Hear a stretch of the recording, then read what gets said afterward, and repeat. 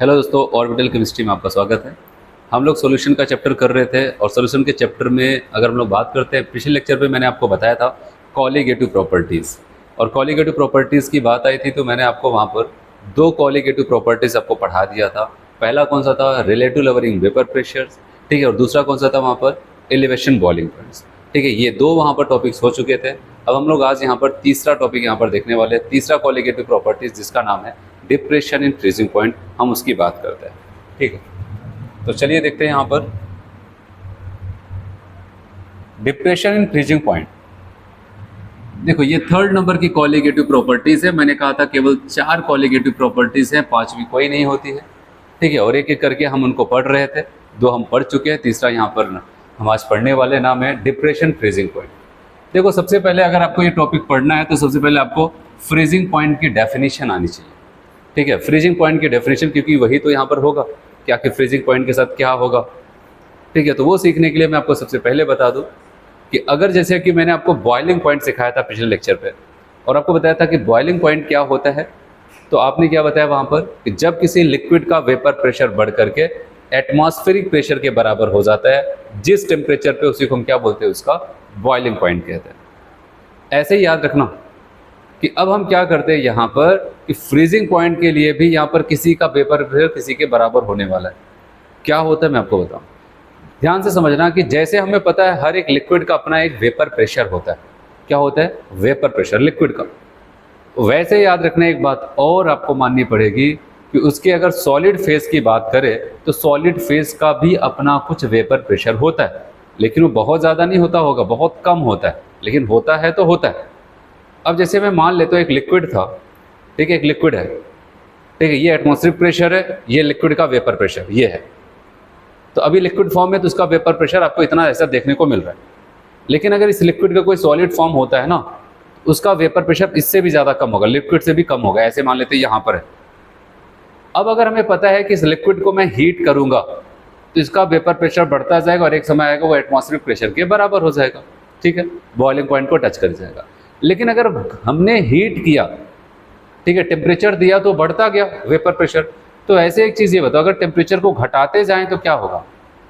घटाते जाएंगे तो वेपर प्रेशर घटता जाएगा, क्योंकि बढ़ाने पर अगर बढ़ता है तो घटाने पे क्या हो जाएगा? घटता जाएगा। तो चलो हम घटाते हैं, क्योंकि उसका हर एक लिक्विड का जो उसका सॉलिड फॉर्म होता है, जो उसका फ्रोजन फॉर्म होता है, उसका भी अपना एक वेपर प्रेशर, लेकिन वो वेपर प्रेशर काफ़ी कम होता है। तो अब जब किसी लिक्विड का वेपर प्रेशर है, हम इसको ठंडा करते जा रहे, कूल करते जा रहे, इसका वेपर प्रेशर घटता जा रहे, घटता जा रहे, घटता जा रहे, घटता जा रहे, और हम उस टेम्परेचर का इंतजार करते हैं जिस पे किसी लिक्विड का वेपर प्रेशर घट के उसके सॉलिड फॉर्म के वेपर प्रेशर के बराबर हो जाए। उसी टेम्परेचर को हम क्या बोलते हैं? उसका फ्रीजिंग पॉइंट। आया समझ में? तो क्या समझना था यहाँ पर? सबसे की पॉइंट, सॉलिड का भी अपना एक वेपर प्रेशर होता है, और जब कोई लिक्विड, ठीक है, ठंडा होते होते अपने वेपर प्रेशर को घटाते घटाते जिस टेम्परेचर पे अपना वेपर प्रेशर गिरा करके उस सॉलिड फॉर्म के वेपर प्रेशर के बराबर कर देता है, वही उसका क्या कहलाता है? वहाँ पर फ्रीजिंग पॉइंट कहलाता है। तो चलो, अगर जैसे वाटर हमें ज़्यादा पता होता है ना, अगर वाटर की बात करें तो आप सबको पता है कि वाटर का फ्रीजिंग पॉइंट 0 डिग्री सी होता है। और अगर 0 डिग्री सी वाटर का फ्रीजिंग पॉइंट है, इसका मतलब क्या है? इसका मतलब ये है कि जब हम वाटर लिक्विड फॉर्म में अभी है, हम क्या करते हैं कि उसका टेम्परेचर गिरा करके कितने पे पहुंचा देते हैं? 0 डिग्री सी पे। तब उस दौरान वाटर लिक्विड फॉर्म का जो था उसका वेपर प्रेशर अब वाटर के सॉलिड फॉर्म के वेपर प्रेशर के बराबर हो जाता है, और उस टेम्परेचर पे आप बताओगे कि सॉलिड और लिक्विड एक दूसरे के साथ क्या हो जाते हैं? इक्विलिब्रियम पे होते हैं। जैसे 0 डिग्री सी की अगर बात करते हैं, वाटर का फ्रीजिंग पॉइंट है, तो इसका मतलब 0 डिग्री सी पे वाटर लिक्विड वाला और वाटर सॉलिड वाला, मतलब आइस जिसको हम कहते हैं, ये दोनों एक दूसरे के साथ क्या होते हैं? इक्विलिब्रियम पे होते हैं, ठीक है। तो मतलब यहाँ पर हम वेपर प्रेशर को घटा करके, ठीक है, सॉलिड फॉर्म के वेपर प्रेशर के बराबर करने वाले। ये है आपका फ्रीजिंग पॉइंट की डेफिनेशन, यहाँ पर जो कॉन्सेप्ट है। तो चलो, अब यहाँ पर हम क्या करते हैं, ठीक है, आपको बहुत सारी चीज़ें बताई गई हैं, लेकिन मैं एक सेटअप बनाता हूँ, वहीं पे हम सारी चीज़ों को सीखेंगे।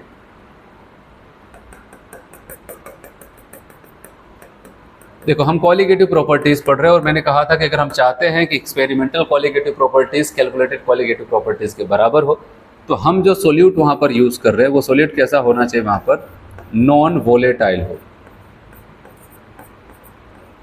ठीक है, वो नॉन वोलेटाइल हो। हमने एक नॉन वोलेटाइल सॉल्यूट लिया और उसको किस में डाल दिया, वहाँ पर किसी वोलेटाइल सॉल्वेंट में डाल दिया, ठीक है। एक सॉल्वेंट था उसमें डाला, इसमें, और अब क्या हो जाता है, जो हमारा सॉल्यूशन बना है,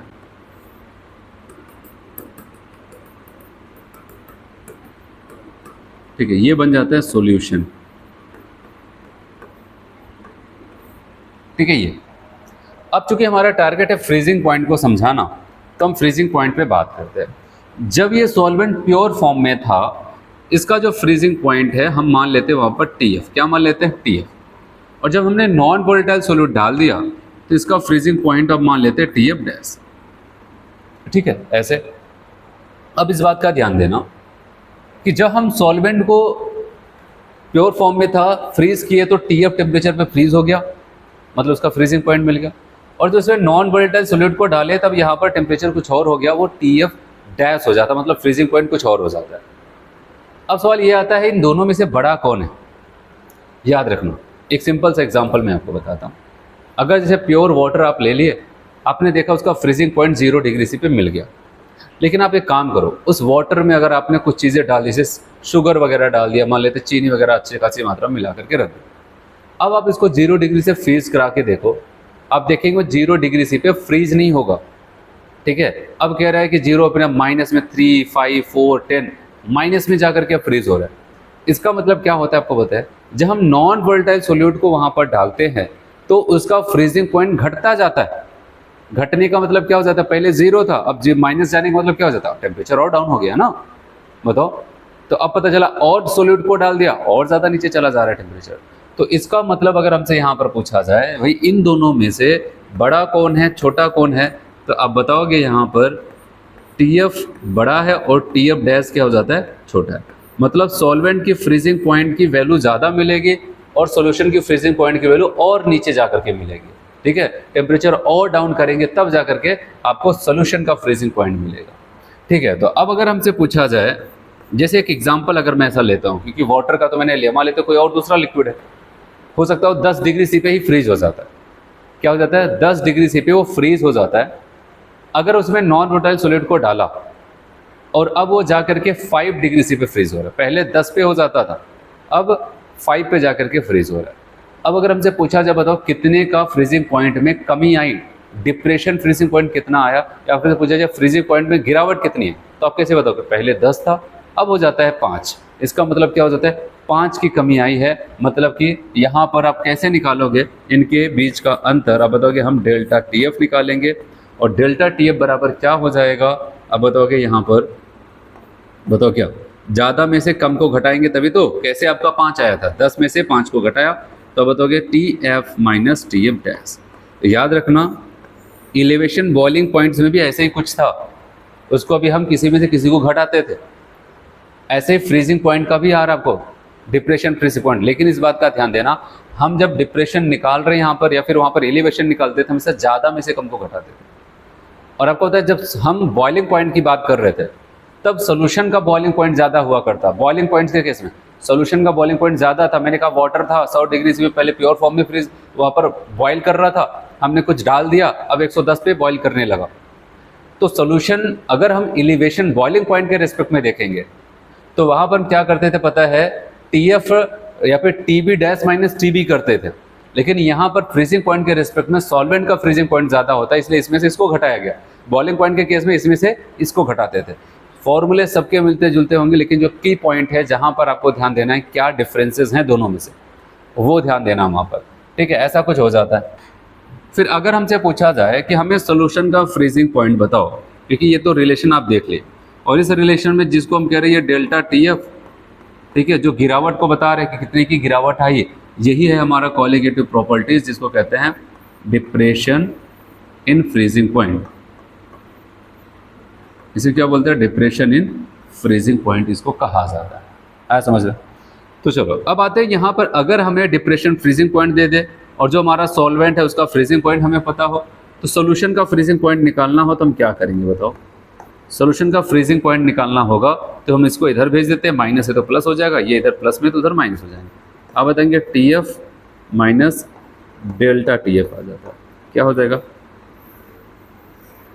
टी एफ डैश बराबर T F minus delta T F आ जाता है।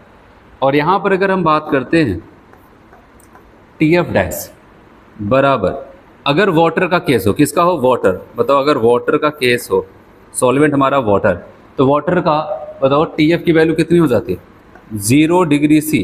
तो वाटर के केस की मैं बात कर रहा हूँ, अगर टी एफ तब पूछा जाए तब ये ऐसा नहीं क्या बताओ कि हमें सॉल्वेंट का फ्रीजिंग पॉइंट बताओ। वाटर का फ्रीजिंग पॉइंट हर किसी को पता होना चाहिए, उसका बॉइलिंग पॉइंट पता होना चाहिए।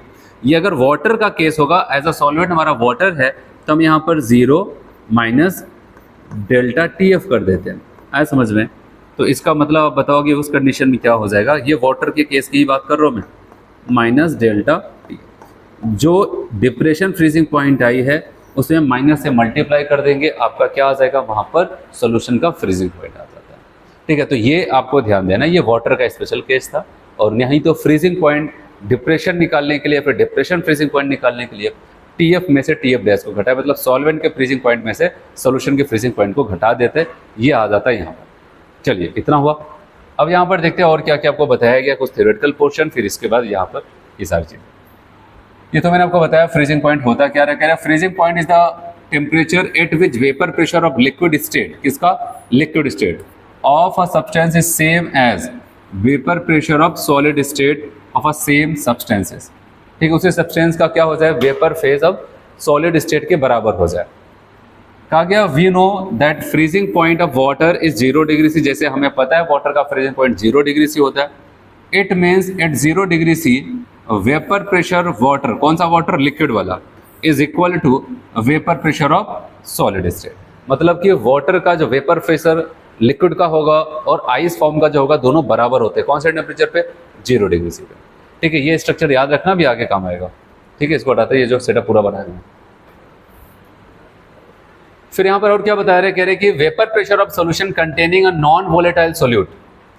अगर क्या हो जाता है कि ये तो हमें पता है कि अगर किसी सॉल्यूशन में नॉन वोलेटाइल सोल्यूट को आप डालते चले जाओगे तो उसका वेपर प्रेशर घटता चला जाएगा। पहला आप देखो रिलेटिव लेवलिंग वेपर प्रेशर, यही तो बताया था, वेपर प्रेशर घटता है जबकि बॉइलिंग पॉइंट बढ़ता चला जाता है। लेकिन एक चीज़ और आपको मिलना है यहाँ पर कि फ्रीजिंग पॉइंट भी क्या हो जाता है, वो भी घटता चला जाता है। चलो, vapour pressure of solution containing non volatile solute क्या रख रहे हैं, अगर वो non volatile solute is always less than solvent, solvent हमेशा कम होगा, so freezing point of solution is also less than freezing point of solvent. तो कह रहे हैं कि इसकी वजह से फ्रीजिंग पॉइंट जो सॉल्यूशन का होगा वो कम हो जाएगा, किससे, यहाँ पर, ठीक है, also less than freezing point of solvent. तो सॉल्वेंट के फ्रीजिंग पॉइंट से कम हो जाता है। तो इसका मतलब यहाँ पर देखो क्या कह रहे हैं, अगर सोल्यूट, ए का मतलब सोल्यूट, सोल्यूट के मोल बढ़ाओगे तो कंसंट्रेशन बढ़ेगी, कोई दिक्कत नहीं। वेपर प्रेशर मैंने हमेशा से कहा वो घटेगा, इनका उल्टा चलता है, बॉइलिंग पॉइंट वो बढ़ेगा। एक और चीज़ हम नई नई सीख रहे हैं, वो कौन सा है, फ्रीजिंग पॉइंट, वो भी क्या हो जाता है, घटने लगता है। कहने का मतलब अब पहले से नीचे टेम्परेचर पे जाकर के क्या करेगा, फ्रीज करेगा, अगर आप सोल्यूट को बढ़ाते चले जाओगे। ठीक है, तो अब यहीं पर जो मैंने आपको सेटअप बनाया था वही कह रहा है कि वहाँ पर टी एफ कौन था, सॉल्वेंट का फ्रीजिंग पॉइंट था, टी एफ डैश कौन है, फ्रीजिंग पॉइंट सॉल्यूशन का था। तो याद रखना यहाँ पर प्योर फॉर्म का जो फ्रीजिंग पॉइंट था वो ज़्यादा था सॉल्यूशन की तुलना में, इसलिए जब डेल्टा टी एफ निकालेंगे डिप्रेशन फ्रीजिंग पॉइंट हम ज़्यादा में से किसको घटाएंगे, कम को घटा देते हैं, T F minus T F dash कर देते हैं। ठीक है, तो अब यहाँ पर आपको क्या बता रहे हैं, delta T F depression in freezing point, ये एक क्या है, कॉलीगेटिव प्रॉपर्टीज है। ठीक है, क्या है ये, एक कॉलीगेटिव प्रॉपर्टी है, depression in freezing point a colligative properties. अब टी एफ डैश बराबर T F minus delta T F, T F dash बराबर क्या हो जाएगा, T F minus delta T F हो जाता है। ठीक है, यहाँ पर आप बताओगे सॉल्वेंट के फ्रीजिंग पॉइंट में से अगर डिप्रेशन फ्रीजिंग पॉइंट को घटा दो तो सोल्यूशन का फ्रीजिंग पॉइंट आ जाएगा। ठीक है, और कह रहे हैं फॉर एक्वा सोल्यूशन, वाटर की बात करें, एक्वा सोल्यूशन मतलब वाटर, और वाटर के लिए बताओ फ्रीजिंग पॉइंट कितना होता है सॉल्वेंट का, वाटर एज अ सॉल्वेंट तो उसका 0, तो 0 माइनस डेल्टा टी एफ मतलब टी एफ डैश बराबर delta minus delta T F हो जाएगा। यहाँ पर किसके लिए मैंने क्या रिप्रेजेंटेशन लिया है वो भी आपको पता होना चाहिए, टी एफ किसको बोल रहा हूँ, डेल्टा टी एफ किसको बोल रहा हूँ, टी एफ डैश किसको बोला जा रहा है, ये आप पहले माइंड में बिठाओगे तभी चीज़ें समझ में आएंगी, नहीं तो आपको समझ नहीं, पता नहीं कब टी एफ बोल देते, कब टी एफ डैश बोल देते, कब डेल्टा टी एफ बोल देते। सारी चीज़ें मैंने अभी आपको यहाँ पर पूरा सेटअप बनाया तो बताया कि अगर टी एफ बोल रहा हूँ मैं यहाँ पर मतलब सॉल्वेंट की बात कर रहा हूँ, TF डैश बोला तो सॉल्यूशन की बात हो रही है, और डेल्टा TF का मतलब उनके बीच का अंतर, उनका डिफरेंस, जिसको हम कहते हैं डिप्रेशन इन फ्रीजिंग पॉइंट, जो कि कॉलीगेटिव प्रॉपर्टीज। चलो अब इसका हम लोग यहाँ पर ग्राफ देखते हैं। जो चीज़ें अभी मैंने आपको बताई कि सोल्यूट को ऐड करते जाओगे तो वो घटता चला जाता है, ठीक है। यहाँ पर तो ग्राफ यहाँ पर आपको दिखाया गया है। इसको अगर समझना है तो आपको एक टर्म यहाँ पर सीखना पड़ेगा। चलो मैं यहाँ पर आपको ऐसे दिखा देता हूँ जिससे कि आपको समझ में आए कि जो वहाँ पर बना है वो क्या बताना चाहता है। वाई एक्सिस वेपर प्रेशर को बताएगा, जैसे जैसे आप ऊपर जाओगे वेपर प्रेशर बढ़ेगा और नीचे आओगे तो घटता चला जाता है, और यहाँ पर यह टेम्परेचर को बताएगा, ठीक है। एक बात मानना पड़ेगा हर किसी को कि एक टेम्परेचर का रेंज है, और यहाँ पर याद रखना ये क्या हो जाता है कि जो भी हमारा सॉलिड फॉर्म है, आइस फॉर्म है, या फिर एनसीईआरटी में लिखता है फ्रोजन फॉर्म है, फ्रोजन फॉर्म है, जैसे ए से बी आपको एक रेंज दे दिया गया, जो भी हमारे पास सॉलिड फॉर्म है उस लिक्विड का, मतलब जैसे वाटर है तो उसका आइस फॉर्म की बात हो रही है, वैसे अगर कोई लिक्विड है उसका फ्रोजन फॉर्म, उसके सॉलिड फॉर्म की बात हो रही है। उसके वेपर प्रेशर का एक रेंज बता दिया गया किसी पर्टिकुलर टेम्परेचर पर। अब क्या होगा यहाँ पर समझना। अब मान लेते हैं कि अभी हम किसी टेम्परेचर पे हैं, किसी टेम्परेचर प्रेशर पे हैं, ऐसे मान लेते हैं अभी हम रूम टेम्परेचर की बात कर लेते हैं 25 डिग्री सी पे। हमारे पास कोई प्योर सॉल्वेंट है, क्या है, प्योर सॉल्वेंट।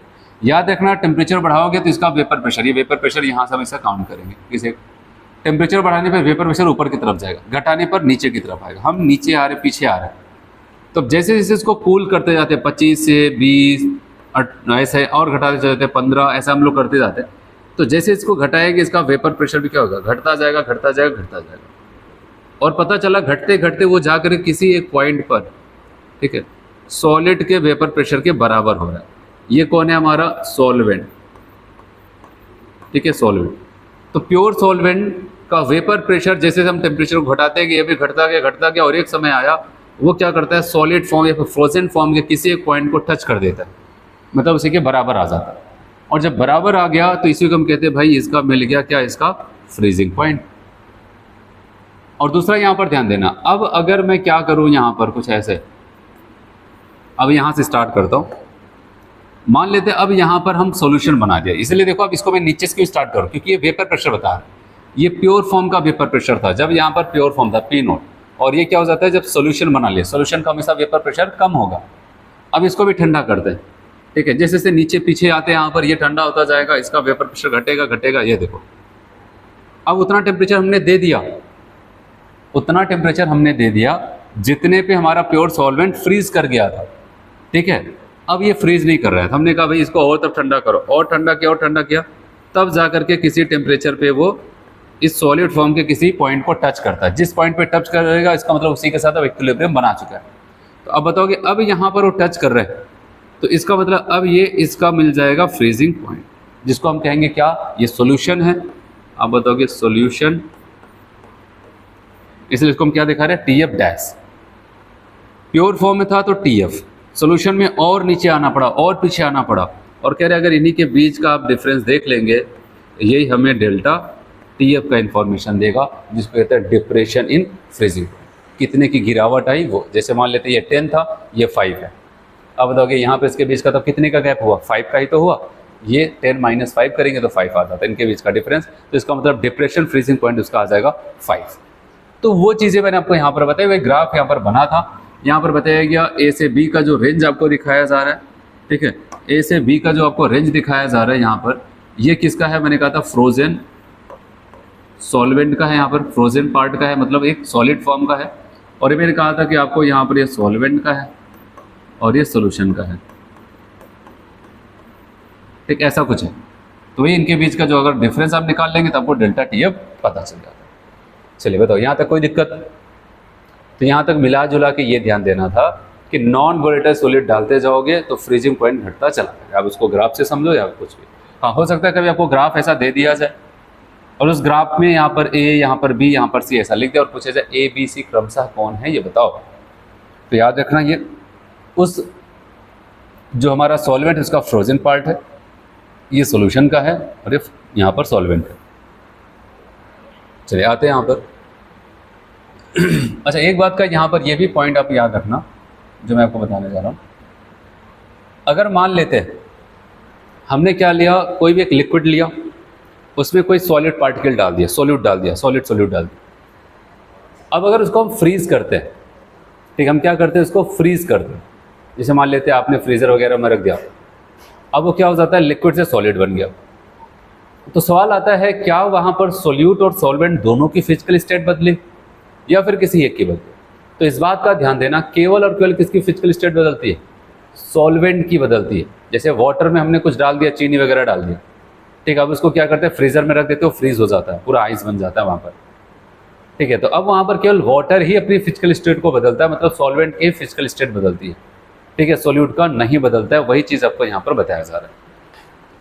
कह रहे जब एक्वस या फिर जलीय विलयन जिसको कहते हैं, ग्लूकोज सोल्यूशन कोल्ड या फ्रीज हो तो हमेशा सॉल्वेंट मतलब वाटर की फिजिकल स्टेट चेंज होती है, दैट इज सॉल्यूट। और वहाँ पर हम क्या कर रहे हैं, सॉलिड सॉल्यूट की बात करें, मतलब जैसे ग्लूकोज में कोई चेंज नहीं होता है। अगर हमने वाटर में ग्लूकोज को डाला, उसके बाद उसको फ्रीज किया, केवल वाटर ही अपने लिक्विड फॉर्म से सॉलिड फॉर्म में चला जाएगा, ग्लूकोज की फिजिकल स्टेट में कोई चेंजेस नहीं आएगा, ठीक है। बताया गया according to Raoult's law depression freezing point is directly proportional to molality of solution. देखो जब डिप्रेशन फ्रीजिंग पॉइंट की बात आ रही है यहाँ पर, इससे पहले मैंने आपको पढ़ाया तो वहाँ पर एलिवेशन बॉइलिंग पॉइंट पिछले लेक्चर पे, तो उनका यही कहना था राउल्ट्स का, क्योंकि हर एक क्वालिटेटिव प्रॉपर्टीज पे अपना वो विचार व्यक्त करते हैं। उनका ये कहना था डेल्टा टी बी डायरेक्टली किसके हो जाएगा, मोलैलिटी ऑफ सॉल्यूशन। ये वो वाला पिछला वाला जो क्वालिटेटिव प्रॉपर्टीज पढ़े थे पिछले टर्म पे, उसकी बात हो रही है। तो उनका ये कहना था किसी भी सोल्यूशन का जो यहाँ पर एलिवेशन बॉइलिंग पॉइंट्स आएगा वो सोल्यूशन की मोलैलिटी के ही डायरेक्टली प्रोपोर्शनल था। तो अब पता है यहाँ पर डिप्रेशन फ्रीजिंग पॉइंट में क्या बता रहे हैं, सेम ऐसे मिलता जुलता। यहाँ पर भी कह रहे हैं कि according to Raoult's depression freezing point directly proportional molality of solution.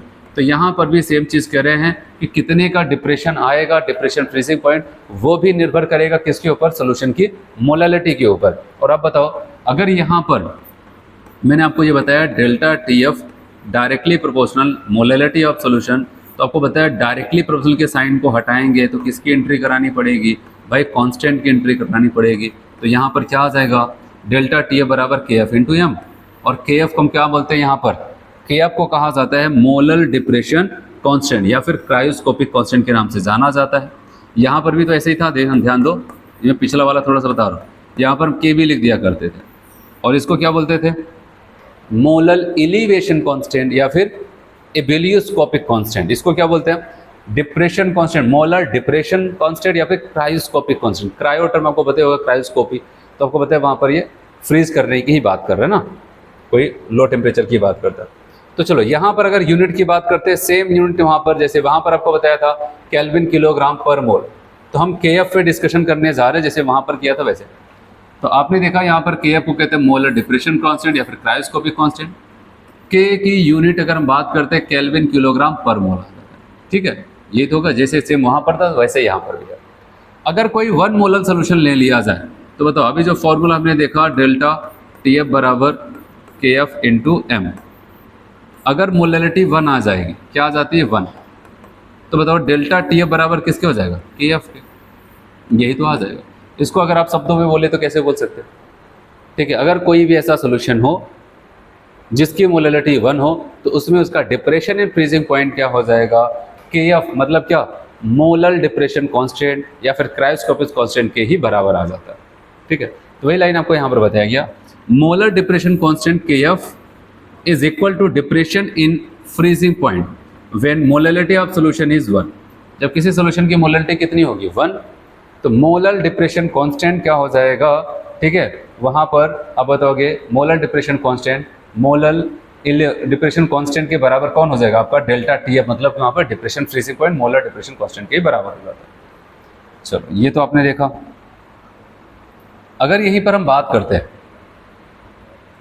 मैंने कहा ये तो चलो ठीक है 1 मोलर होगा तो, लेकिन जब न्यूमेरिकल्स बनाते हैं वहाँ पर ना, वो जब वो क्वेश्चंस बनाते हैं तो बताओगे डेल्टा टी एफ बराबर जो मैंने कहा के एफ इंटू एम। वो क्या करते हैं आपको पता है, के एफ को तो रहने देखे लेकिन मोलैलिटी को ओपन करते हैं। ओपन करने के बाद आपको पता है मोलैलिटी को क्या बताया था, W A into 1000 upon M A into W B, ठीक है। ये चीज़ें ये मोलैलिटी को यहाँ पर रख देते हैं और यहाँ पर आपको एक टर्म मिल रहा है जिसका नाम है एम ए, ठीक है, क्या है, molecular weight of solute, solute का मॉलिक्यूलर वेट है।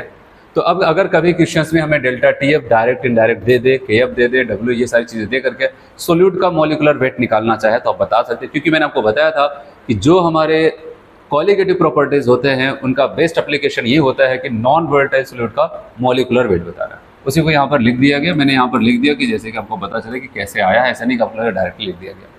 ठीक है, तो यहाँ पर ये मोलैलिटी का फॉर्मूला है और यहाँ पर के। अब यहाँ पर थोड़ा सा केएफ पे फिर से चर्चा करते हैं हम लोग केएफ के बारे में। मोलर डिप्रेशन कांस्टेंट केएफ, पहली बात तो ये इंटेंसिव प्रॉपर्टी जैसे वहाँ पर बताया था, ठीक है, केबी के बारे में, ठीक है, एलिवेशन बॉइलिंग पॉइंट के केस में, वैसे केएफ के बारे में भी यहाँ पर भी सेम रहता है।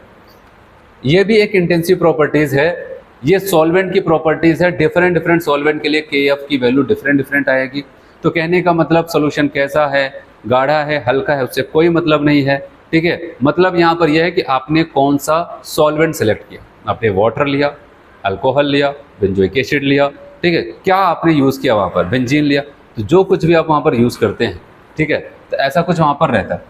तो चलिए हम लोग देखते हैं यहाँ पर, ये एक इंटेंसिव प्रॉपर्टी है, ठीक है, और यहाँ पर अगर बात करते हैं इसका जो फॉर्मूला आता है केएफ का, तो यह आ जाएगा R T F square upon 1000 LV। तो अब सवाल आता है यहाँ पर LV क्या है। देखो यहाँ पर जितने भी टर्म यूज हैं इस फॉर्मूले को कैलकुलेट करने, केएफ को कैलकुलेट करने के लिए, याद रखना वो सब के सब कांस्टेंट होते हैं, हर एक सॉल्वेंट के लिए फिक्स होता है। जैसे आर की बात आती है, आपको पता क्या है, गैस कांस्टेंट। टीएफ क्या है, फ्रीजिंग पॉइंट 1000, ये तो एक नंबर है। अब बचता है LV, LV नहीं चाहिए, यहाँ पर LF होना चाहिए ना, फ्रीजिंग पॉइंट LF। तो LF को हम कहते हैं लेटेंट हीट ऑफ फ्यूजन और एक कैलोरी पर ग्राम। फ्यूजन का मतलब एक सिंपल सी लाइन, मेल्टिंग की बात करते हैं। अगर कोई सॉलिड हो, ठीक है, अगर उसको मेल्ट कर देते हैं हम लोग, ठीक है, जो हीट दे करके मेल्ट करते हैं उसको कहते हैं लेटेंट हीट ऑफ फ्यूजन, लेकिन वो कितना होना चाहिए, 1 ग्राम। तो कहने का मतलब अगर लेटेंट हीट ऑफ फ्यूजन के बारे में आपको थोड़ा सा बताऊं तो आपको ये बताऊंगा, जब कोई 1 ग्राम सॉलिड हो, ठीक है, उसको हम जितनी हीट दे करके लिक्विड में पहुंचा देते हैं उसी को हम बोलते हैं उसका क्या, लेटेंट हीट ऑफ फ्यूजन। तो 1 ग्राम सब्सटेंस को मेल्ट कराने के लिए जितनी हीट देनी पड़ती है उसी को लेटेंट हीट ऑफ फ्यूजन। और ये मैं आपको बता दूं, हर एक लिक्विड का अपना फिक्स होता है, हर एक सॉलिड फॉर्म का, जैसे आइस का फिक्स होगा, ठीक है, जैसे आइस का यहाँ पर बताया कि 80 कैलोरी, ये फिक्स होता है, ठीक है। तो अब यहाँ पर बताओ, अब उसी को अगर हम रिप्लेस करना चाहें LF को, इसको लिख सकते हैं डेल्टा TF अपॉन मोलैलिटी, क्योंकि यहाँ पर क्या, ये 1 ग्राम का हिसाब है। और डेल्टा HF जो हो जाता है, इसको कहते हैं heat of fusion. Heat of fusion या फिर मोलर हीट ऑफ फ्यूजन, जब 1 ग्राम को मेल्ट कराने के लिए जितनी हीट देनी पड़ती है उसको कहते हैं LF। और जब 1 मोल को कराना होगा उसको कहते हैं डेल्टा HF। और जब 1 मोल की बात आती है तो आपको पता है 1 मोल की बात आएगी तो 1 ग्राम का इतना है, फिर 1 मोल के लिए क्या करना पड़ता है, आपको पता है, जितना उसका मॉलिक्यूलर वेट होगा उतने से मल्टीप्लाई करेंगे। तो इसीलिए क्या हो जाता है, जब LF की जहाँ पर हम लिखेंगे तो हम क्या करते हैं, डेल्टा HF अपॉन M लिख देते हैं। तो डेल्टा HF अपॉन M होगा और M कहाँ पर चला जाएगा, ऊपर। तो फॉर्मूला ये बन के तैयार हो जाता है। तो ये फॉर्मूला आप याद रखना, आपके NCERT की बुक में दिया है, ठीक है, बस आपको समझाने के लिए, तो आप इस पर ध्यान देना। 1000 यहाँ पर आ जाएगा डेल्टा HF, ठीक है, ऐसा कुछ यहाँ पर हो जाता है, ऐसा समझ रहे। तो वही आपको यहाँ पर बताया गया, और ये हर एक सॉल्वेंट के लिए फिक्स होता है। वही आपको बताया गया, अगर LF बराबर डेल्टा HF अपॉन M हो जाता है तो डेल्टा HF बराबर ये 1 ग्राम का, फिर जितने ग्राम का मतलब 1 मोल का, मतलब उसके मॉलिक्यूलर वेट्स वाली वैल्यू से मल्टीप्लाई कर दो। और वाटर के लिए ये वैल्यू फिक्स होती है, डेल्टा HF की वैल्यू कितना, 1440 होती है। आपको रटना नहीं है, बस आपको यहाँ पर ये बात बतानी थी, KF एक इंटेंसिव प्रॉपर्टीज है, अगर अमाउंट को कम ज़्यादा करोगे उससे इसकी वैल्यू पे कोई फर्क नहीं पड़ेगा, बस वही बताना था, बस और कुछ नहीं, ठीक है। फिर यहाँ पर ऐसा सब कुछ लिख दिया कि वाटर के लिए अगर KF की वैल्यू हम निकालते हैं पूरे फॉर्मूले में रख करके 1.86 केल्विन किलोग्राम पर मोल होता है, और आपको ये क्वेश्चंस भी दिया जाता है, ठीक है, कोई रटने की जरूरत नहीं है, अगर एक अच्छा क्वेश्चन बनता है तो वहाँ पर वो देगा। चलो अब यहाँ पर हमने अगर बात करते हैं 2 मिलती जुलती क्वालिटेटिव प्रॉपर्टीज, जो पिछले टर्म पे बताया था एलिवेशन बॉइलिंग पॉइंट, और आज हम लोग जो पढ़े यहाँ पर वो क्या था, डिप्रेशन इन फ्रीजिंग पॉइंट, इनकी बात की है। अब यहाँ पर मैं थोड़ा सा आपको ऐसा बताऊँ, फॉर अ सेम सोल्यूशन, जैसे यहाँ पर बताया अगर सेम सोल्यूशन है तो क्या होगा, अगर सेम सोल्यूशन वहाँ पर डेल्टा TF लिखना होगा तब बताओगे क्या, KF into M, same solution है। और डेल्टा TB लिखना होगा तो क्या लिखोगे, KB इंटू एम, ये तो लिखोगे यहाँ पर। डेल्टा TA बराबर KF into M, delta TB बराबर KB इंटू एम हो जाता है। अगर सेम सोल्यूशन, सेम का मतलब सेम क्यों बोला जा रहा है, क्योंकि अगर सेम सोल्यूशन है तो उसकी मोलैलिटी भी क्या हो जाएगी, सेम होगी। और अगर हम इन दोनों का रेशियो ले लेते हैं, इनको आपस में से डिवाइड करते हैं, आपको तो एम से एम कैंसिल हो जाएगा, फॉर्मूला क्या बन जाएगा, डेल्टा TF अपान डेल्टा TB बराबर KF अपान KB।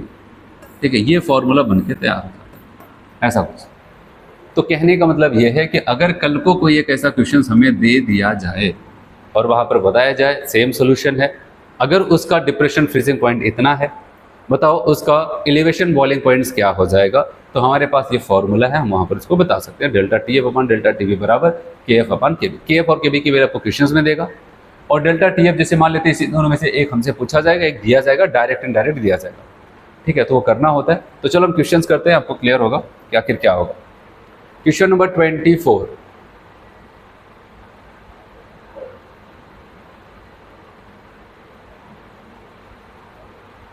चलिए क्वेश्चन नंबर 24 देखते हैं।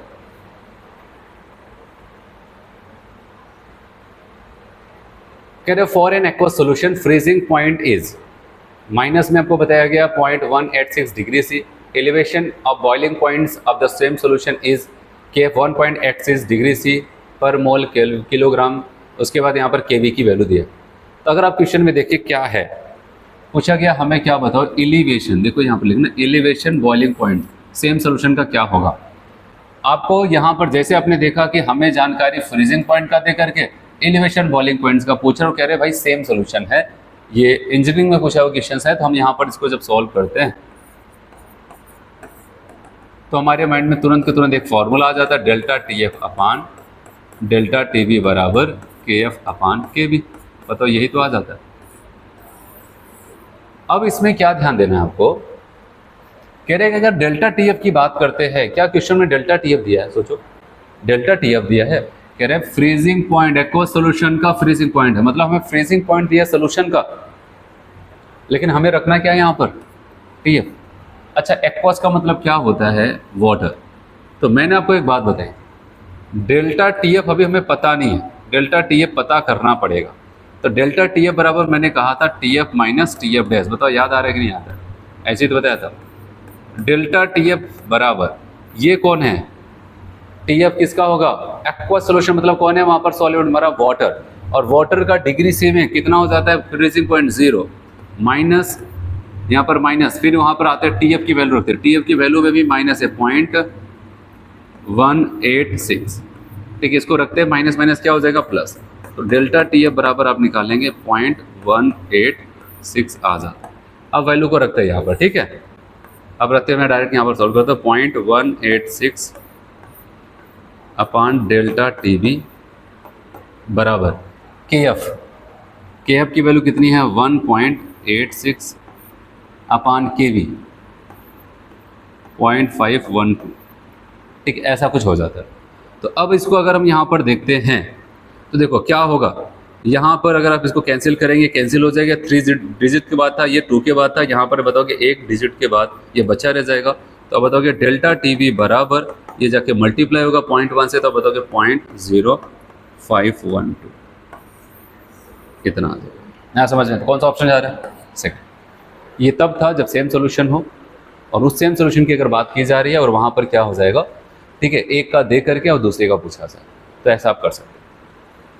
चलिए ऐसा समझ में, आगे बढ़े।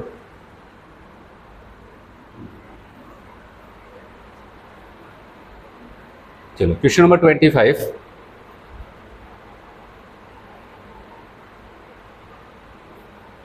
क्या बोला जा रहा है, if molality of the dilute solution is double. कह रहे अगर मोलैलिटी को m से उठा करके 2m कर दिया जाए, ठीक है, डबल कर दिया जाए, the value of molar depression constant KF, तो KF की वैल्यू अब क्या हो जाएगी, अब KF की वैल्यू क्या हो जाएगी अगर हम इसकी बात करते हैं। तो ध्यान देना, यहाँ पर क्या हो जाएगा कि KF की वैल्यू, मैंने कहा था कि आपने इसकी कंसंट्रेशन बदल दी, मोलरिटी को 2m कर दिया, तो क्या ये KF बदल जाएगा? इसको मैंने क्या बताया, ये कैसी प्रॉपर्टी है? Intensive property. कैसा है? इंटेंसिव प्रॉपर्टीज हो जाती है। और इंटेंसिव प्रॉपर्टीज का मतलब क्या हो जाता है? जो मास, अमाउंट इन सबसे परे है, ठीक है, उन सबके ऊपर डिपेंड नहीं करता है, वो हर एक सॉल्वेंट का अपना फिक्स होता है, ठीक है, हर एक सॉल्वेंट का अपना फिक्स होता है, मतलब कि क्या हो जाएगा? अनचेंज्ड होगा। चलिए अगला question, which is not a colligative properties. कह रहे इसमें से कौन ऐसा है जो कॉलिगेटिव प्रॉपर्टीज नहीं है? बताइए। क्या फ्रीजिंग पॉइंट कॉलिगेटिव प्रॉपर्टीज होता है? Relative lowering to vapour pressure मुझे याद आ रहा है, ऑस्मोटिक प्रेशर भी तो होता है, एलिवेशन बॉइलिंग पॉइंट्स होता है, लेकिन आपको पता है फ्रीजिंग पॉइंट नहीं। आप बताओगे क्या होता है? डिप्रेशन फ्रीजिंग पॉइंट बोलता, डिप्रेशन फ्रीजिंग पॉइंट बोलता, तब कॉलिगेटिव प्रॉपर्टीज था। केवल फ्रीजिंग पॉइंट कॉलिगेटिव प्रॉपर्टीज नहीं होता है। तो आप बताओगे ए वाला वहां पर टिक करते हैं। चलो अगला क्वेश्चन देखते हैं।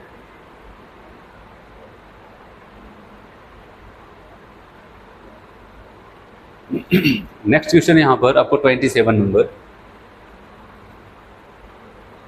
कह रहे 1 gram of a non volatile electrolyte solute, molar mass 250 gram, was dissolved in 51.2 gram benzene. If the freezing point depression constant Kf of a benzene is 5.12 Kelvin kilogram per mole, the freezing point of benzene will be lowered by। तो अब कह रहा है कि benzene का freezing point घट करके अब क्या हो जाएगा। और याद रखना, आपसे क्या पूछा जा रहा है, अगर आपसे पूछा क्या फ्रीजिंग पॉइंट पूछा जा रहा है या फिर डिप्रेशन फ्रीजिंग पॉइंट, पूरी लाइन पढ़ो। Freezing point of benzene will be lowered by, lowered by मतलब कि लोअरिंग फ्रीजिंग पॉइंट आपसे पूछा जा रहा है, यहाँ पर डिप्रेशन फ्रीजिंग पॉइंट, तो डेल्टा टीएफ पूछा जा रहा है, इस बात का ध्यान देना, ठीक है। लोवर्ड बाई लिख दिया ना, मतलब घट जाएगा कितना, तो कितना घटेगा कौन बताता था? डेल्टा टीएफ ही तो बताता था। आपसे डिप्रेशन फ्रीजिंग पॉइंट ही पूछा जा रहा है। चलो अब क्या करना है, इस क्वेश्चन को जो आप सॉल्व करेंगे तो आपको पहले जो जो चीज़ें दी गई आप उसको नोट करो। ये है नॉन इलेक्ट्रोलाइट्स आपका सोल्यूट, जिसको हम ए से कहेंगे इसका मास है 1 ग्राम। फिर उसके बाद मोलर मास मतलब MA, मॉलिक्यूलर वेट उसका कितना दिया है भाई? 250। चलो ये नोट कर लिया। अभी क्या? वो डिजोल्व इन, अब आपको पता है बेंजीन वहाँ पर सॉल्वेंट है, बेंजीन के अंदर डिजोल्व कर, मतलब इसको WB बोलेंगे। हमारा सॉल्वेंट बेंजीन है, ऐसा नहीं हमेशा वाटर ही दे, हाँ ज़्यादातर केसेस में वाटर देता है। ये WB बराबर 51.2 आ जाता है। If the freezing point depression constant KF of benzene, क्या दे दिया बताओ? KF की वैल्यू, सॉल्वेंट के लिए तो होता है KF, अब बताओगे 5.12 है, तो freezing point of benzene lowered by, मतलब हमसे यहाँ पर वही पूछा था डेल्टा TF। तो चलो सबसे पहला काम क्या करोगे आप, जो चीज़ें पूछी जा रही है उसका फॉर्मूला लिखो। हाँ ठीक है, डेल्टा TF बराबर आप लिखेंगे KF इंटू मोलरिटी की, जहाँ पर WA इंटू 1000 अपान MA इंटू WB ग्राम में। इसी फॉर्मूले में सब कुछ रख करके सॉल्व कर देना और कुछ बचता नहीं। KF की वैल्यू है 5.12, WA है 1 ग्राम इंटू 1000, बताओ MA कहाँ गया? ये रहा 250, 250, एंड WB यहाँ पर है 51.2, 51.2। अगर आप यहाँ पर देखें ये कैंसिल होगा, 25 चौका 100, यहाँ पर 4, ये दोनों सेम हैं। अब बस यहाँ पर 1 डिजिट के बाद है, यहाँ पर 2 के बाद है, तो 1 डिजिट के बाद आप यहाँ पर पॉइंट लगा दो 0.1। जब 0.1 का 4 से मल्टीप्लाई करेंगे तो आप खुद बताओ क्या आ जाएगी वैल्यू? 0.4 इतना केल्विन आ जाता है। आपका कौन सा ऑप्शन? बी वाला ऑप्शन ठीक हो जाता है। आया समझ में क्या हो जाएगा यहाँ पर? तो यहाँ तक अगर हम लोग कर लेते हैं तो हम लोग क्या कर जाते हैं, यहाँ पर 3 कॉलिगेटिव प्रॉपर्टीज पढ़ चुके हैं। अब नंबर आ गया है 4th नंबर की कॉलिगेटिव प्रॉपर्टीज, जिसका नाम है ऑस्मोटिक प्रेशर। तो बताओ इसको हटाएं यहाँ पर और नेक्स्ट कॉलिगेटिव प्रॉपर्टीज को पढ़ने चलते हैं।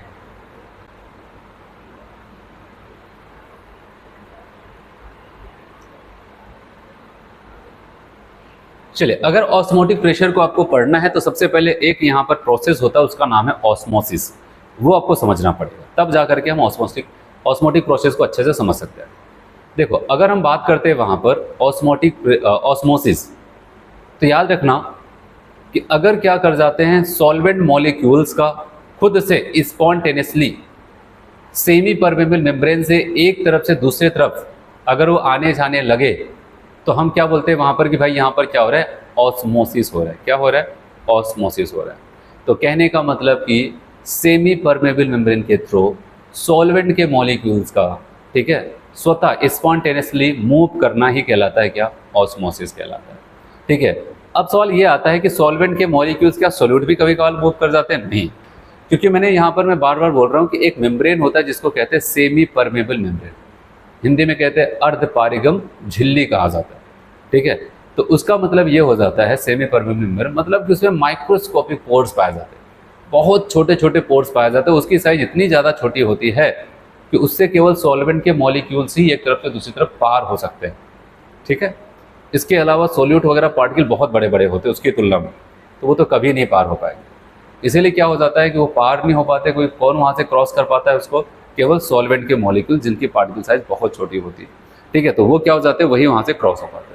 तो इसीलिए क्या हो जाता है, केवल सॉल्वेंट के मॉलिक्यूल्स ही स्पॉन्टेनियसली क्या करते हैं, सेमी मेम्ब्रेन को क्रॉस करके एक तरफ से दूसरी तरफ मूव करते हैं।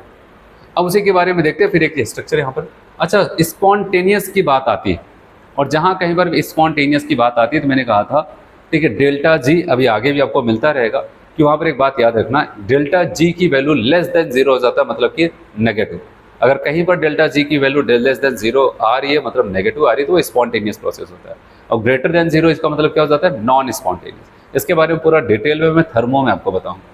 चलो देखते हैं जो भी लिखा गया यहाँ पर। ऑस्मोटिक प्रेशर पढ़ेंगे, लेकिन उससे पहले ऑस्मोसिस को देखते हैं। द स्पॉन्टेनियस, जिसको हम स्वतः या फिर अपने आप बोल सकते हैं, net flow of solvent towards solution through semi permeable membrane is known as osmosis. उसी को हम क्या बोलते हैं वहाँ पर, ऑस्मोसिस कहते हैं। ठीक है, या फिर कह सकते हैं the spontaneous net flow of solvent of dilute solution towards concentrate solution through semi permeable membrane is known as osmosis. ऐसा भी हम उसको बोल सकते हैं। और याद रखना कि ऑस्मोसिस की अगर बात करते हैं, ऑस्मोसिस एक स्पॉन्टेनियस प्रोसेस है, मतलब डेल्टा जी की वैल्यू उसकी लेस देन जीरो होगी। और कह रहा है due to osmosis concentration of solution decreases. जब भी ऑस्मोसिस होगी सॉल्यूशन की कंसंट्रेशन क्या हो जाएगी, वो घटती जाएगी। ये हमेशा याद रखना, और अभी आपको यहाँ पर दिखेगा भी। चलो मैं यहाँ पर एक एग्जाम्पल लेता हूँ और आप यहाँ पर देखने की कोशिश करें। वैसे तो यहाँ पर इस फिगर में सॉल्वेंट लिख दिया गया है, अगर हम चाहें तो यहाँ पर भी क्या करें, कुछ सोल्यूट मॉलिक्यूल ऐसा डाल देते हैं। ठीक है, ऐसा। और यहाँ पर ये जो ब्लैक आपको दिख रहा है सोल्यूट मॉलिक्यूल है, यहाँ पर ये भी सोल्यूट है। अगर हमसे पूछा जाए बताओ ये सेमी परमेबल मेम्ब्रेन के बीच में से बना दिया गया, ये कंसंट्रेट सोल्यूशन है, इसको हम चाहे यहाँ पर बोल सकते हैं इसको डाइल्यूट सोल्यूशन। क्या बोल देते हैं यहाँ पर, डाइल्यूट सोल्यूशन।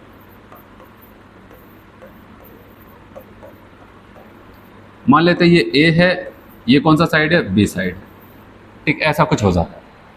अब अगर हमसे पूछा जाए बताओ, मान लेते हैं यहाँ पर जो हमारा सॉल्वेंट है वाटर ही है, अगर पूछा जाए उसका मूवमेंट कहाँ से कहाँ पर हो रहा है, हमने ये सेटअप बना दिया, ए से बी कि बी से ए, बताओ कहाँ से कहाँ पर होता है। तो याद रखना दोनों साइड होता है, ऐसा नहीं क्या बताओ केवल ए से बी। तो यहाँ पर क्या हो जाता है कि आप बताओगे यहाँ पर सॉल्वेंट मॉलिक्यूल्स का मूवमेंट ए से बी भी होता है और बी से ए भी होता है। अब देखो यहाँ पर क्या हो जाता है, देखो जो हमेशा डाइल्यूट सोल्यूशन होता है ना, जो थोड़ा सा कम गाढ़ा होता है, ठीक है, वहीं से सॉल्वेंट के मॉलिक्यूल नेट मूवमेंट उनका क्या हो जाता है, कंसंट्रेट की तरफ होता है। जैसे अगर मैं ऐसा एक एग्जांपल ले लूँ, मान लेते हैं 10 मॉलिक्यूल्स ए से बी की तरफ जा रहा है और ऐसा 2 मॉलिक्यूल बी से ए की तरफ भी आ जाते हैं, तो मूवमेंट दोनों साइड हो रहे हैं। लेकिन नेट मूवमेंट की अगर बात की जाए तो आप बताओगे ए से बी की तरफ ही होता है। ठीक है, मतलब डाइल्यूट सोल्यूशन से हमेशा कंसंट्रेट सोल्यूशन की तरफ ही एक ग्रेडियंट डेवलप होता है, और उसकी वजह से आप बताओगे सॉल्वेंट के मॉलिक्यूल का नेट मूवमेंट आप बताओगे यहाँ से क्या हो जाता है, ए से बी की तरफ ही होता है। ठीक, ऐसा कुछ होता है। अब इस पे और क्या क्या चीज़ें पूछी जा सकती है, याद रखना आपसे ऐसा पूछेगा कि बताओ कौन सी साइड से कौन सी साइड हो रहा है। पहला तो आप बताओगे डाइल्यूट सोल्यूशन से किसकी तरफ होता है, कंसंट्रेट सोल्यूशन से होता है। अच्छा, आपको अगर कोई डाइल्यूट सोल्यूशन है उसको हम क्या लिखेंगे, हायर वेपर प्रेशर की लोअर। अब बताओगे अगर कंसंट्रेशन कम है तो इसको लिखेंगे क्या, हायर वेपर प्रेशर सोल्यूशन से। कौन सी तरफ, ये कौन सा सोल्यूशन माना जाएगा, ये बहुत गाढ़ा है ना, बहुत सारे सॉलिड्स पड़े यहाँ पर। अब बताओगे यहाँ पर लोअर वेपर प्रेशर। देखो मैं वेपर प्रेशर लिख रहा हूँ, इस बात का ध्यान देना, ऐसे नहीं कहा कंसंट्रेशन तो हाई होती है लेकिन उसकी वजह से वेपर प्रेशर क्या हो जाएगा, कम होगा। तो यहाँ पर क्या हो जाता है, कंसंट्रेशन कम है मतलब डाइल्यूट सोल्यूशन, लेकिन वेपर प्रेशर जितना कम सोल्यूट होगा उतना ज़्यादा वेपर प्रेशर, सोल्यूट मिलाते जाते हो वेपर प्रेशर घटता जाता है। और क्या टर्म यूज़ कर सकते हैं यहाँ पर आपसे कभी पूछे, एक हल्के सोल्यूशन को, डाइल्यूट सोल्यूशन को एक और नाम से जान सकते हैं हम लोग, हाइपोटोनिक कह सकते हैं। क्या कह सकते हैं? Hypotonic solution. और जहाँ पर जो ज़्यादा गाढ़ा होता है उसको क्या बोलते हैं बताओ? इसको कहते हैं हाइपरटोनिक। क्या बोलते हैं? Hypertonic solution. हाइपोटोनिक सॉल्यूशन से हाइपरटोनिक सॉल्यूशन की तरफ जाता है। और एक टर्म्स यहाँ पर मैं आपको बताने जा रहा हूँ, वो और ज़्यादा इंपॉर्टेंट है, जिसके बारे में हम पढ़ ही रहे हैं यहाँ पर। अगर कभी हमसे पूछ लिया जाए,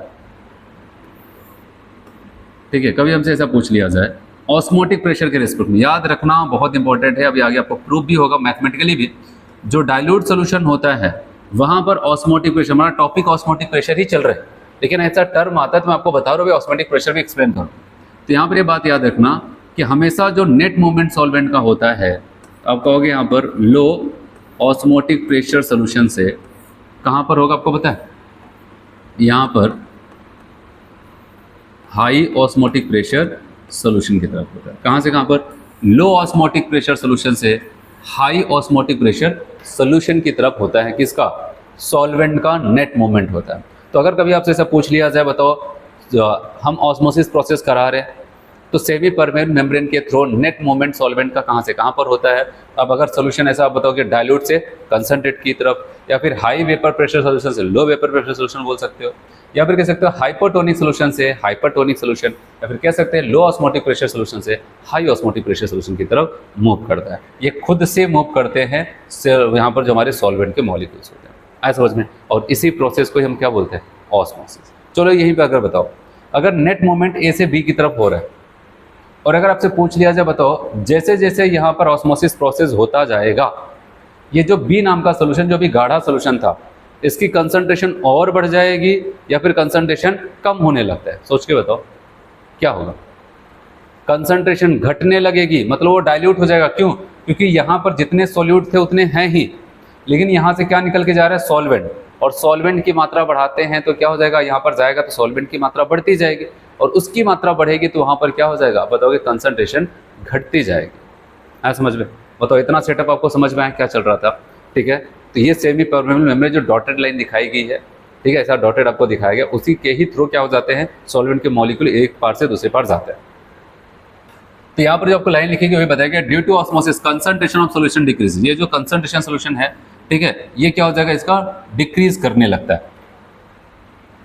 चलिए अब यहाँ पर इसको हटाता हूँ मैं और अपने टॉपिक पे आता है।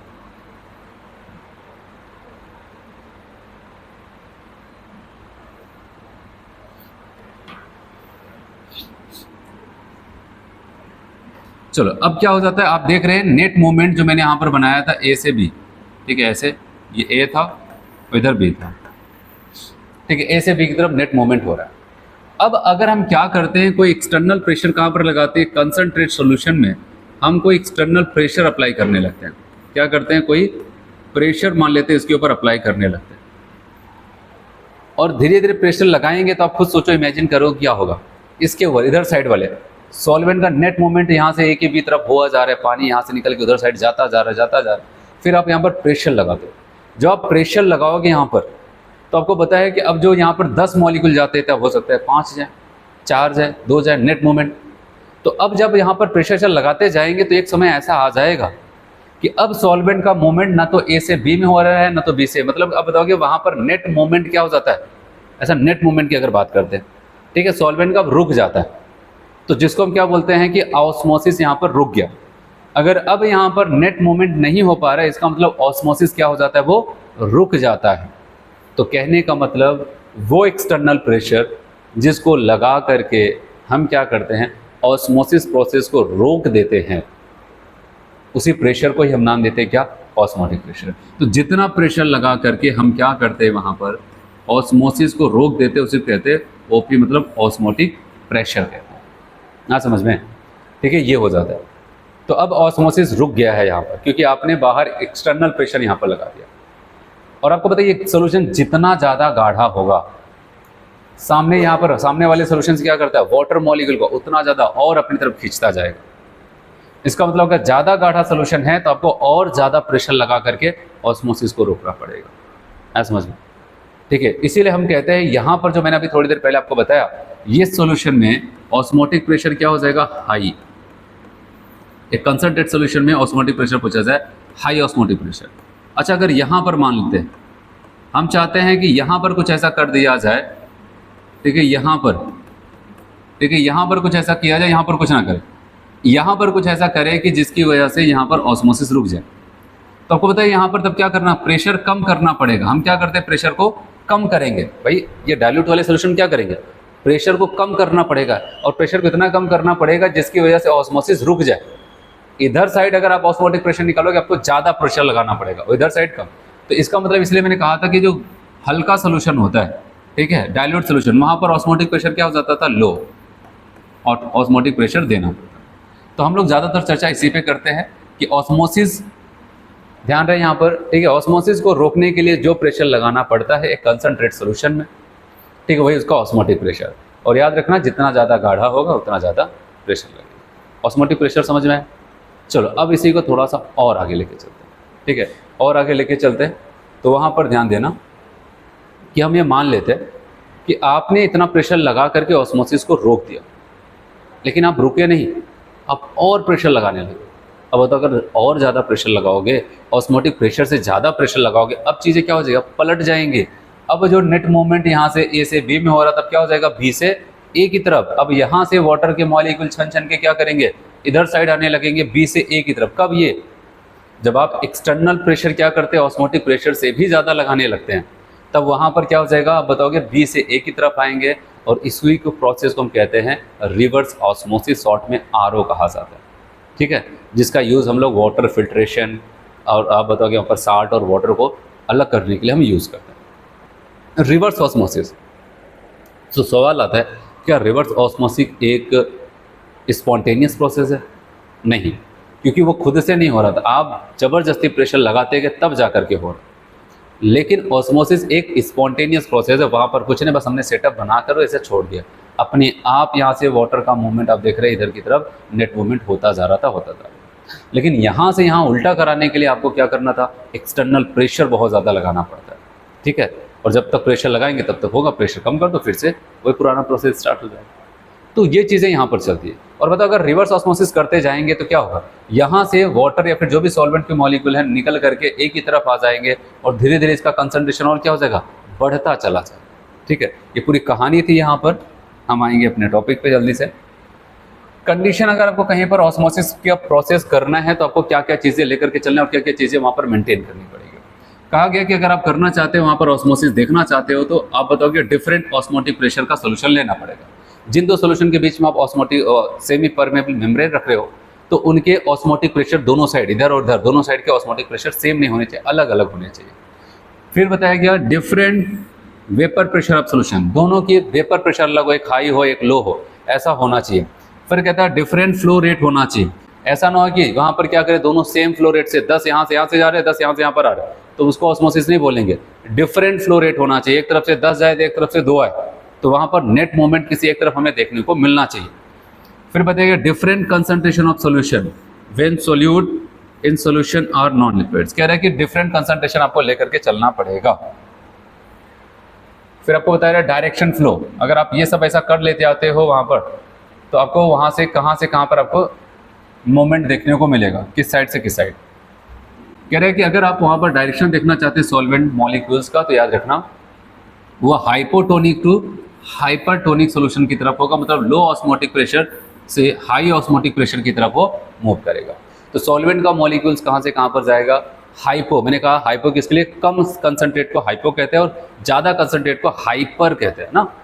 और या फिर कह सकते हैं, मैंने ये भी पॉइंट आपको बताया, जहाँ पर कम कंसंट्रेशन था वहाँ पर ऑस्मोटिक प्रेशर क्या था, लो, और जहाँ पर हाई कंसंट्रेशन वहाँ पर ऑस्मोटिक प्रेशर हाई। अभी आगे मैं इनका रिलेशन भी बताऊंगा मैथमेटिकल, तो वहाँ से आपको पता चलेगा पाई डायरेक्टली प्रोपोर्शनल सी के होता है, कंसंट्रेशन ज़्यादा तो वेपर प्रेशर ज़्यादा, कंसंट्रेशन कम तो वेपर प्रेशर कम।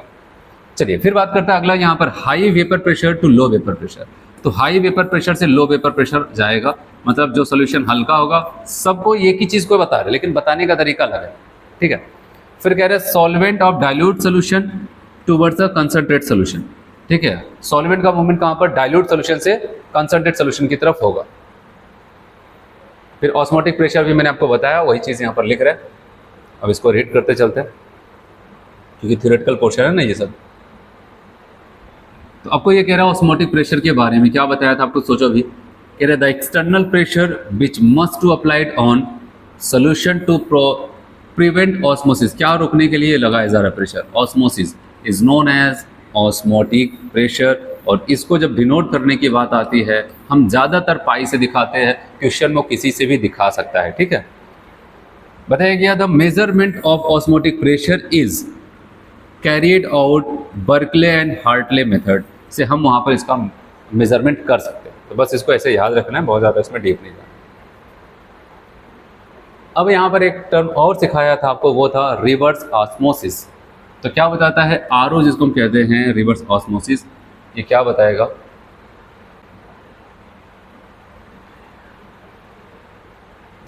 रिवर्स ऑस्मोसिस कहता है when external pressure greater than osmotic pressure is applied on solution it is found that solvent moves from concentrate to dilute solution.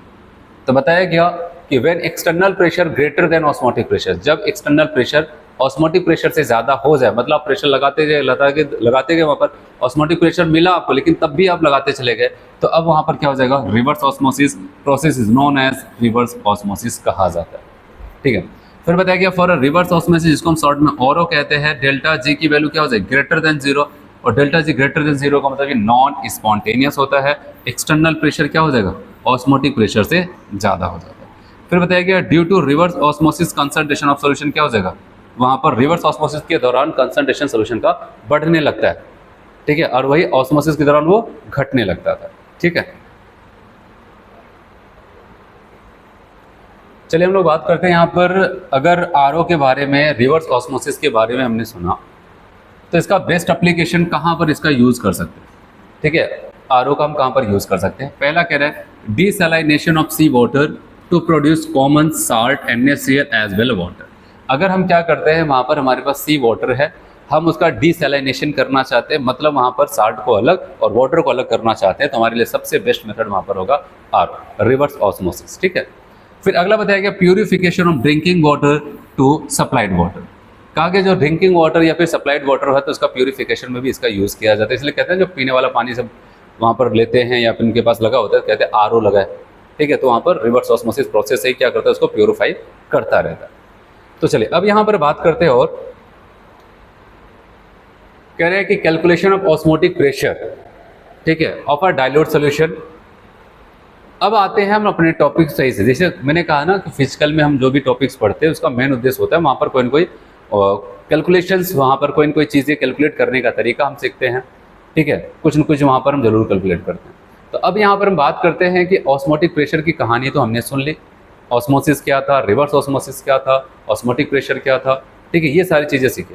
अब अगर हम मैथमेटिकली इसको दिखाना चाहें, इसका क्या फॉर्मूला आएगा, इस पर कैसे न्यूमेरिकल्स पूछा जाता है, अब उसको देखते हैं, ठीक है। तो चलिए यहाँ पर हम फॉर्मूले की बात करते हैं। तो बताइए calculation of osmotic pressure of dilute solution, तो इसको बॉयल्स वॉन्ट हॉफ लॉ के हिसाब से समझा जा रहा है। मान लेते कोई यहाँ पर ऐसा रिएक्शन है, ऐसा कुछ आपको बताया गया, तो याद रखना यहाँ पर कि अगर मैंने कहा कि यहाँ पर इस बात का ध्यान देना कि हम ऑस्मोटिक प्रेशर की बात करने जा रहे हैं, जिसको हम मेनली पाई से रिप्रेजेंट करते हैं। पहले तो मैं आपको बता दूं कि जब भी क्वेश्चंस आएगा आपको किन की कौन सी यूनिट रखनी है, ठीक है। 2024 में क्वेश्चंस आया, वहाँ पर भी यूनिट पे ध्यान देना था।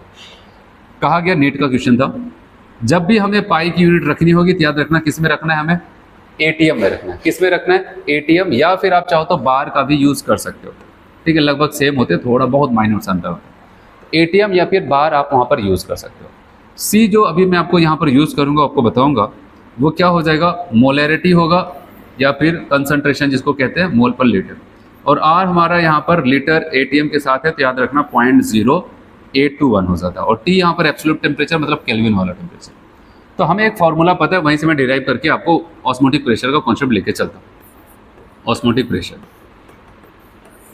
देखो, हमें पता है PV बराबर nRT, ठीक है, PV बराबर nRT होता है। तो अब उसी की मदद से ही हम क्या कर रहे हैं, ये आइडियल गैस इक्वेशन है, इसी की मदद से आपको पता है जब हम लोग क्वालिटेटिव प्रॉपर्टीज पता कर रहे थे तो कैसे पता चला था क्वालिटेटिव प्रॉपर्टीज है, डाइल्यूट सोल्यूशन के ऊपर क्या किया गया था, वहां पर गैस लॉ को अप्लाई किया गया था, तब जाके 4 स्पेशल प्रॉपर्टीज निकली थी, उन्हीं को ही हम पढ़ रहे हैं यहाँ पर। तो आप बताओ कि पी वी बराबर एनआरटी, अगर मैं यहाँ पर कह दूँ पी बराबर, तो वी को इधर भेज दो, कह सकते हैं N upon V R T. और अगर आपने ठीक है अच्छे से पढ़ा है तो आप बताओ एन अपान वी क्या हो जाएगा, मोल अपान वॉल्यूम, इसको कहते हैं कंसंट्रेशन, इसको लिखना चाहे तो हम कह सकते हैं सी फॉर कंसंट्रेशन, आर टी। तो क्या फॉर्मूला बन जाएगा, पी बराबर सी आर टी। और चूंकि यहाँ पर जो प्रेशर है, प्रेशर को हम एक नया टर्म दे रहे हैं पाई, तो कोई कैसे भी दिखा सकता है, तो आप पाई भी लिखना चाहे तो पाई लिख सकते हैं, पाई बराबर सी आर टी। ये आपका फॉर्मूला है और ये आपको ध्यान देना है, आया समझ में। तो ये ही है इसका फॉर्मूला ऑस्मोटिक प्रेशर का, पाई बराबर सी आर टी। सी यहाँ पर कंसंट्रेशन है, आर यहाँ पर गैस कांस्टेंट और टी यहाँ पर एब्सोल्यूट टेम्परेचर है। और याद रखना कि सी के लिए मोल पर लीटर की यूनिट और टी एब्सोल्यूट टेम्परेचर केल्विन के साथ ही यूनिट रखते हैं ज़्यादातर केमिस्ट्री में सब, इसलिए कभी ऐसा नहीं कि डिग्री से आया तो आप वहाँ पर बिना कुछ समझे जल्दी से रख दिया। ज़्यादातर चीज़ों में केल्विन की ही यूनिट रखी जाती है टेम्परेचर का, तो उस बात का ध्यान देना। फिर यहाँ पर सी आपका ये हो जाता है, आर आपको बताया गैस कांस्टेंट, इसकी वैल्यू ये। तो ये फॉर्मूला है, आपको ध्यान देना। इस फॉर्मूले में अगर हम बात करते हैं, आर तो कांस्टेंट रहता ही है, हमारे पास क्या बचता है, कंसंट्रेशन और टेम्परेचर, ठीक है। तो ये चीज़ें बढ़ती है, तब देखते हैं यहाँ पर इसी पे एनालिसिस करते हैं। केस फर्स्ट देखते हैं हम लोग यहाँ पर, और केस फर्स्ट की अगर हम बात करते हैं तो यहाँ पर देखो, कह रहे when molarity is different but temperature is constant. मान लेते हैं दो हमारे पास सॉल्यूशन है, ठीक है, हम क्या करते हैं कि उसका टेम्परेचर सेम रखते हैं, बस कंसंट्रेशन बदलते जाते हैं। तो अब क्या हो जाएगा, वहाँ पर हमें पता है पाई बराबर सी आर टी, हर किसी को पता है पाई बराबर सी आर टी। अगर मैंने टेम्परेचर को कांस्टेंट कर दिया, आर तो कांस्टेंट होता है, बचा का तो क्या बताओ सी, इसका मतलब पाई बराबर, पाई डायरेक्टली किसके हो जाएगा, सी के। इसका मतलब क्या निकल के आता है, इसका मतलब आप बताओगे पाई 1 अपन पाई 2 बराबर सी 1 अपन सी 2। सिंपल सा मतलब ये होता है, अगर कंसंट्रेशन को डबल किया बढ़ाया तो ये भी चीज़ें बढ़ जाएंगी, कंसंट्रेशन को घटाया तो ये भी चीज़ें घट जाएंगी। यही तो अभी थोड़ी देर पहले बताया था, एक कंसंट्रेट सोल्यूशन एक डाइल्यूट सोल्यूशन है, बताओ किसका ऑस्मोटिक प्रेशर ज़्यादा, अब बताओगे, अब तो पता ही चल गया, डायरेक्टली प्रोपोर्शनल सी का मतलब जिसकी कंसंट्रेशन ज़्यादा उसका ऑस्मोटिक प्रेशर ज़्यादा, जिसकी कंसंट्रेशन कम उसका ऑस्मोटिक प्रेशर कम। तो चलिए पाई 1 अपन पाई 2 बराबर सी 1 अपन सी 2, मतलब ये होता है कि अगर आप क्या करते हो, पहले मान लेते हैं कि इस कंसंट्रेशन, एक पर्टिकुलर कंसंट्रेशन पे किसी सोल्यूशन का ऑस्मोटिक प्रेशर पाई 1 है, फिर अगर कह दिया जाए कि हम क्या करते हैं कंसंट्रेशन को डबल कर देते हैं, अब बताओ ऑस्मोटिक प्रेशर क्या हो जाएगा, तो ऑस्मोटिक प्रेशर भी डबल हो जाएगा। तो आप इस फॉर्मूले से भी करना चाहे तो कर सकते हैं। चलिए एक तो ये केस हुआ, दूसरा और अगर हम बनाना चाहें तो क्या बना सकते हैं, क्योंकि पाई बराबर सी आर टी है, आर तो कॉन्स्टेंट ही होता है और बचते वहाँ पर हमारे पास दो लोग सी आर टी। तो बताओ अब अगर हम बात करते हैं यहाँ पर पाई बराबर सी आर टी, तो अब आप बताओगे कि अभी मैंने टी को कांस्टेंट किया था, अगर ऐसा हो जाए कि आर तो कांस्टेंट होता है, मैं सी को भी कांस्टेंट कर दूं तो बचेगा क्या, टी। इसका मतलब पाई हमारा डायरेक्टली किसके हो जाएगा, टी के। कब, कह रहे हैं when molarity is same but temperature is different, क्योंकि पाई को कौन बदल सकता है, कंसंट्रेशन भी बदल सकता है और टेम्परेचर भी बदल सकता है। तो इसलिए बताया कि पाई बराबर, पाई डायरेक्टली टी के हो जाता है और इसका मतलब सेम वही हो जाएगा। अगर वहाँ पर डायरेक्टली टेम्परेचर को आप डबल करते हो तो पाई भी क्या हो जाएगा, डबल हो जाएगा। तो इसलिए पाई 1 अपन पाई 2 बराबर टी 1 अपन टी 2, डबल करने पे डबल, आधा करने पे आधा हो जाता है। लेकिन एक चीज़ याद रखना, मैंने आपको ऊपर यूनिट के बारे में बताया, यूनिट के बारे में बताया ना, और वहाँ पर आपको बताया था यूनिट किस में होना चाहिए, केल्विन। ऐसा नहीं आप बताओगे सर ये देखो हमने 27 डिग्री से फिर उसका डबल 54 डिग्री से 27 से 54 डिग्री से कर दिया, क्या हमारा पाई 1 अगर पाई है तो पाई 2 क्या 2 पाई हो जाएगा, नहीं, ऐसा नहीं होगा। क्यों, अभी तो उसका कॉन्स्टेंट का मतलब यही था, पाई 1 अपन पाई 2 बराबर टी 1 अपन टी 2 का मतलब यही होता है, डबल करने पे डबल होगा। लेकिन इस बात का ध्यान देना, डबल करने पे डबल होगा, बात गलत नहीं है, लेकिन डिग्री सी के साथ डबल होने पर डबल नहीं होगा, अगर वो केल्विन के साथ डबल करे तब होगा। जैसे अगर मैं कह दूँ पहले 27 था 327 हो जाए, तो बताओ ये तो डबल थोड़ी ना हो रहा। आप इसको मत देखो ना, आप इधर देखो, पहले 300 केल्विन था अब 600 केल्विन हो गया, 300 केल्विन से 600, मतलब अब केल्विन के साथ क्या हो गया, डबल ही तो हुआ, 300 से 600 हुआ। तो अब अगर पाई 1 बराबर पाई है तो पाई 2 बराबर 2 पाई होता है। तो यहाँ पर टेम्परेचर कौन सा रखना है, केल्विन वाला टेम्परेचर रखना है, इस बात का ध्यान देना, ठीक है। तो चलिए चलिए यहीं पर अगर मैं आपको बताऊं, मान लेते हैं एक ग्राफ मैं आपको यहां पर दिखा दूं, पाई बराबर सी आर टी आ जाता है, ठीक है। अगर पाई वर्सेस सी के बीच में ग्राफ खींचो, ठीक है, तो क्या होगा वहां पर, सॉरी, अब देखो यहां पर क्या हो जाता है, पाई बराबर सी आर टी। तो अब बताओ कि पाई बराबर सी आर टी होता है, अगर पाई और सी के बीच में ग्राफ खींचूं मैं, तो आप बताओगे यहां पर कौन सा फॉर्मूला फिट बैठेगा, y बराबर एम एक्स वाला फॉर्मूला बैठ जाएगा, एम एक्स, एक्स का काम कौन करेगा, सी, और y का काम पाई करेगा। इसका मतलब m का काम कौन करने वाला है, r इंटू टी। तो चलो अगर इसके बीच का हम ग्राफ खींचते तो ऐसे यहाँ पर हम y एक्सिस पे रख देते हैं पाई, और x एक्सिस पे किसको रख देते हैं, यहाँ पर c को, हम कंसंट्रेशन के साथ देख रहे हैं c। बताओ अब यहाँ पर कोई इंटरसेप्टर नहीं है, तो ग्राफ कैसे आएगा, सेंटर से पास होगा ये। और यहाँ पर अगर हमसे पूछा जाए भाई स्लोप की वैल्यू बताओ, बताओ अब m की वैल्यू कौन, जब x की जिम्मेदारी c ले लिया तो बचा हुआ जितना होगा वो कौन हो जाएगा, m। तो m की वैल्यू क्या हो जाएगी, r t, ठीक है। तो अगर हम ग्राफ भी खींचना चाहें तो हम इनके बीच का ग्राफ खींच सकते हैं। तो ऐसा कुछ यहाँ पर होता है, ठीक है। तो ये था ऑस्मोटिक प्रेशर और उससे जुड़ा हुआ उसका फॉर्मूला, वहाँ पर कॉन्सेप्ट। अब हम लोग आते हैं क्वेश्चंस को करते हैं। ये ग्राफ देखना है, यहाँ पर ग्राफ का स्लोप क्या हो जाता है, आर टी, अगर सी के साथ खींचते हैं तो। चलिए यहाँ पर कहता है during osmosis the flow of water through semi permeable membrane, water का जो मूवमेंट होगा सेमी परमेबल मेम्ब्रेन से कहाँ पर होगा। तो याद रखना, कह रहे हैं from solution having lower concentration only, only का टर्म लगा रहा है। और मैंने कहा था कि वाटर का या फिर सॉल्वेंट का मूवमेंट दोनों साइड होता है, कहाँ पर होता है, दोनों साइड उसका मूवमेंट होता है, ठीक है, इस बात का ध्यान देना। लेकिन बस उनका क्या होता है, रेट अनइक्वल होता है। तो वही आपको यहाँ पर बताया जा रहा है कि कह रहे हैं from having higher concentration only from both side semi permeable membrane, यहाँ तक तो ठीक है, लेकिन कह रहे हैं इक्वल फ्लो रेट, तो यहाँ पर गड़बड़ कर दिया। अब डी वाले पे आओ, कहता है from both side of semi permeable membrane, ठीक है, विथ अनइक्वल फ्लो रेट। तो आप बताओगे कौन सा ऑप्शन यहाँ पर, डी वाला ऑप्शन यहाँ पर करेक्ट हो जाएगा।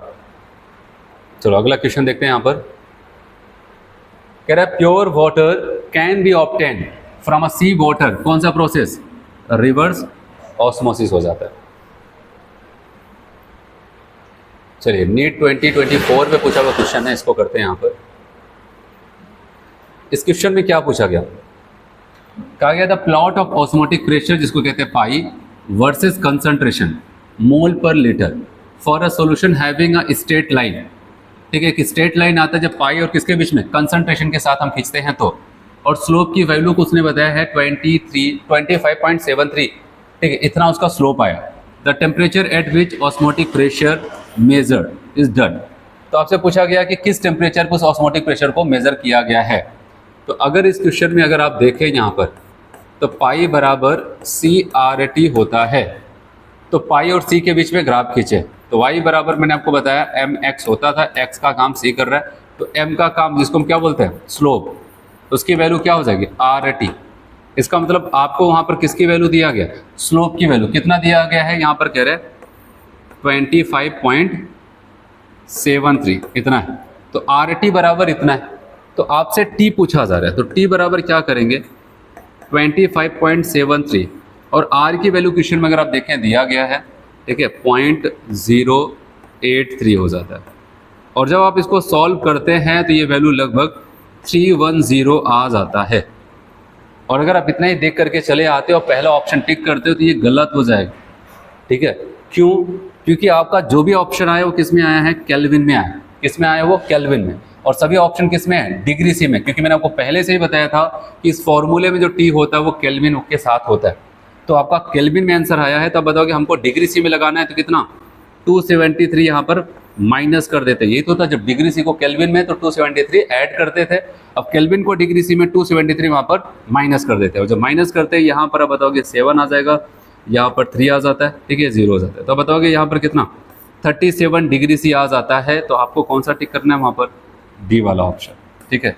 तो वहाँ पर हम डी वाला ऑप्शन टिक कर देते हैं, ठीक है। तो आज हम लोग इतना ही करते हैं। अगले टर्न पे क्या हो जाता है, सारी कॉलिगेटिव प्रॉपर्टीज तो खत्म हो चुकी है। अब अगले टर्न पे मैं आपको बताऊंगा एब नॉर्मल कॉलिगेटिव प्रॉपर्टीज, ठीक है, और उसके बारे में डिस्कशन करते हैं। तो आज हम लोग इतना करते हैं। Thank you.